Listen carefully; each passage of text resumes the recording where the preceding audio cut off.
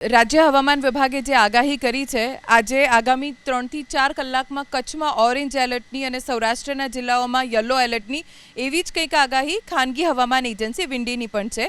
વિંડીમાં હું આપને દર્શાવીશ કે કચ્છ અને સૌરાષ્ટ્રમાં વરસાદની આગાહી આજના દિવસ માટે એટલે કે આગામી 3 કલાક માટે છે અને કચ્છમાં તો ભારેથી અતિભારે પવન પણ ફૂંકાઈ શકે છે. આજે 19 તારીખ લગભગ બપોરે 1 વાગ્યાથી લઈને 4 વાગ્યા સુધી કચ્છના આ તમામ વિસ્તારો રાપર, ગાંધીધામ, માંડવી, નલિયા, પાલીવાડ, આ તરફ દયાપર સહિત આ જેટલા પણ વિસ્તારો છે ત્યાં ભારે વરસાદ વરસી શકે છે. ઓરેન્જ એલર્ટ એટલા માટે જ હવામાન વિભાગ તરફથી આપવામાં આવ્યું છે. એ જ એલર્ટ વિંડીમાં પણ દર્શાવવામાં આવ્યું છે.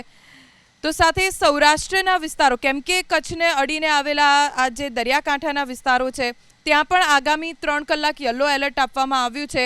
ઓખા, જામનગર, મોરબીમાં ભારે વરસાદ વરસી શકે છે વિંડીના અનુમાન મુજબ. સાથે સુરેન્દ્રનગર, રાજકોટ, ગોંડલ, જૂનાગઢ, આ તરફ દરિયાકાંઠાના વિસ્તારો જેમ કે દેવભૂમિ દ્વારકા, પોરબંદર, વેરાવળ, ઉના, મહુવા, ભાવનગર, આ તમામ વિસ્તારોમાં વરસાદ વરસવાનું અનુમાન ખાનગી હવામાન એજન્સી વિંડી દર્શાવી રહ્યું છે. આ લગભગ આજે સાંજના સમય સુધીનું અનુમાન છે વિંડીનું.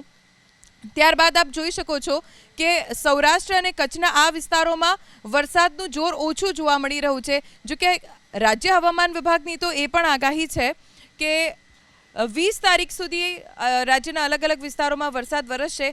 પણ આજના દિવસે વિંડીના અનુમાન મુજબ કચ્છ અને સૌરાષ્ટ્રમાં ચૈત્ર મહિનામાં સંકટરૂપી આ વરસાદ ઘમરોળી શકે છે.